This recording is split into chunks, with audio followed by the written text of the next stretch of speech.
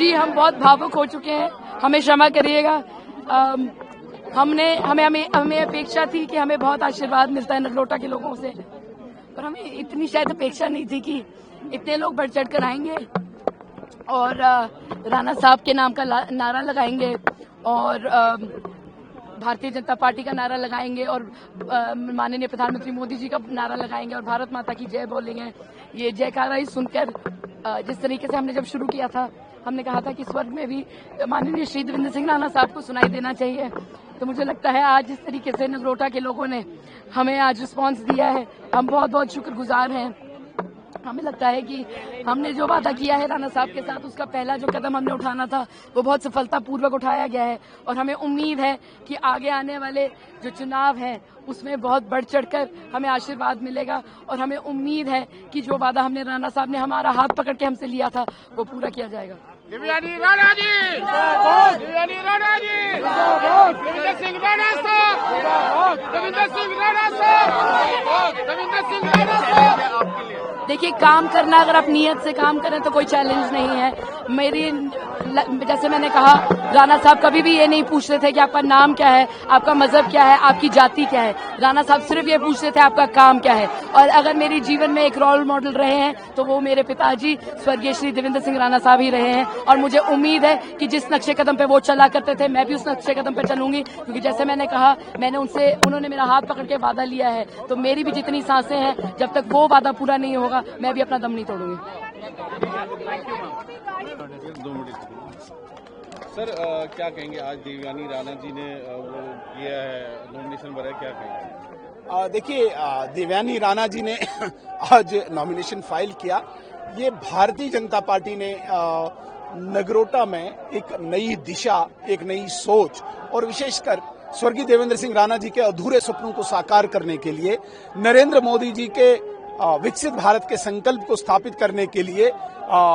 ये nomination file किया है। और ये जो रैली थी, ये आज इंडिकेशन थी पूरे जम्मू कश्मीर के लिए कि जिस प्रकार से 2024 के असेंबली के चुनाव में रिकॉर्ड तोड़ मतों से देवेंद्र सिंह राणा ने ये जीत हासिल की थी, ये रैली भी संकेत है कि पुनः 2025 के इस चुनाव में दोबारा से देवयानी राणा भी उसी लैंडस्लाइड विक्ट्री से जीतेगी। सर, तो क्या लगता है इस बार भी जीतेंगे? अरे, इसमें किसी को शक है? कोई शक ही नहीं। हम उसी रिकॉर्ड से मेंटेन करने के लिए या उससे बढ़ाने की बात कर रहे हैं। तो क्या मुद्दे रहेंगे सर? देखिए, लोकल मुद्दे तो हैं ही हैं, लेकिन सबसे बड़े मुद्दे जो हमारे सामने हैं, जिस प्रकार से जम्मू कश्मीर की राजनीति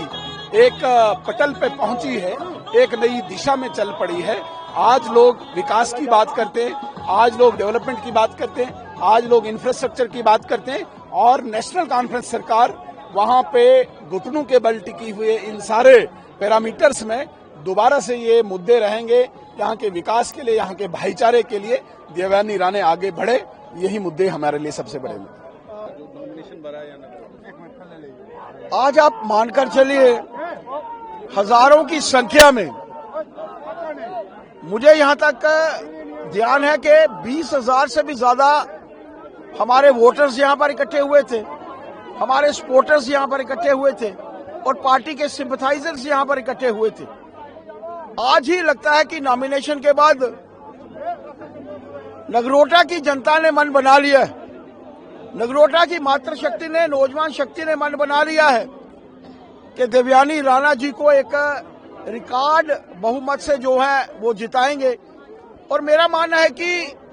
उस हमारे योद्धा के लिए जो आज हमारे बीच में नहीं है, एक नेता के नाते, कार्यकर्ता के नाते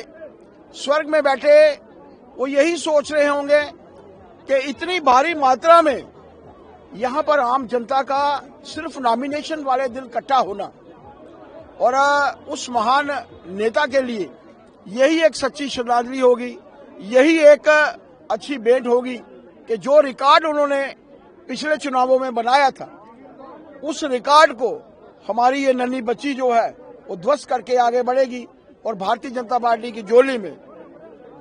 एक सीट जो उनके पिताजी के जाने के बाद रिक्त हुई थी, वो सीट जो है भारतीय जनता पार्टी की झोली में जो है वो पुनः डालेगी। आप ठीक है? आप ठीक है? लो, मैं कर- क्या है लैंडी? ਅਸੀਂ ਜਾਾਂਗੇ ਫਿਰ ਅਸੀਂ ਜਾ ਰਹੇ ਹਾਂ बहुत बहुत धन्यवाद। ਆ ਜਾਓ ਲੈ ਲਓ सॉरी सॉरी बहुत बहुत धन्यवाद। अच्छा अच्छा क्या कहेंगे आज जिस तरह आपने नॉमिनेशन बना है नगरोटा से आपके फादर यहीं से जीते थे रिकॉर्ड उससे जीते थे मतों से जीते थे क्या कहेंगे जी, राणा साहब नगरोटा कॉन्स्टिट्यूएंसी के 2 बारी विधायक जीते हैं और हमें पूरी उम्मीद है कि जिस तरह से सबसे बड़े मार्जिन के साथ राणा साहब ने ये सीट भारतीय जनता पार्टी की झोली में डाली थी, हमें पूरी उम्मीद है कि एक बार फिर ये जो सीट है ये भारतीय जनता पार्टी की झोली में ही आएगी। तो किस तरह कितना एक इमोशनल मोमेंट है आपके लिए देखिए, जब से हमने ये अपनी सफर शुरू किया है हमारे लिए हर पल जैसे आपने कहा भावुक होता है, पर आज खास तौर पर ज्यादा था क्योंकि हम जैसे ही स्टेज पे चढ़े तो हमने देखा कि जो जन समूह यहाँ खड़ा था उन्होंने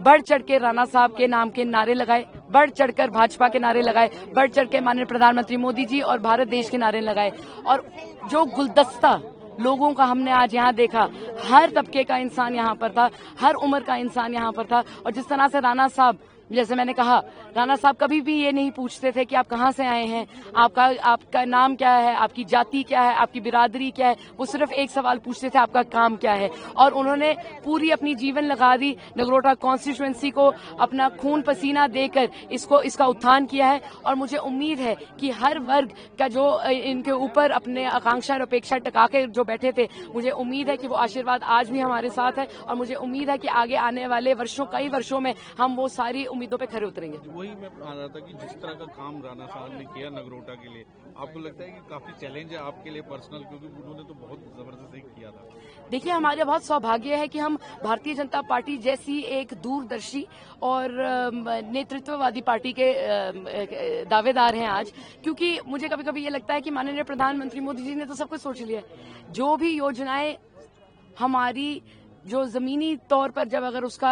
लागू किया जाएगा तो उससे बहुत लोगों का उत्थान होगा। खासतौर पर अभी हाल ही में जो माननीय प्रधानमंत्री मोदी जी का विकसित भारत रोजगार योजना 2025 है, मुझे लगता है युवाओं के लिए, जैसे अंग्रेजी में कहते हैं, गेम चेंजर होने वाला है और मुझे बहुत एक खुशी महसूस हो रही है, एक्साइटमेंट है कि इसको हम लागू कराएं, जम्मू कश्मीर में कराएं और खासतौर पर नगरोटा में कराएं, क्योंकि हमारे युवाओं की अगर माननीय प्रधानमंत्री मोदी जी ने देखा कि हमारे युवाओं का एक सवाल उठ रहा है तो कि क्या हमें रोजगार के क्या अवसर मिल सकते हैं, तो उसका जवाब उनका एक योजना था, ना ही सिर्फ एक कोई स्लोगन, ना ही सिर्फ कोई बातचीत, पर उन्होंने जमीनी तौर पर कार्य किया और हम बहुत प्रेरणा लेते हैं इस बात से।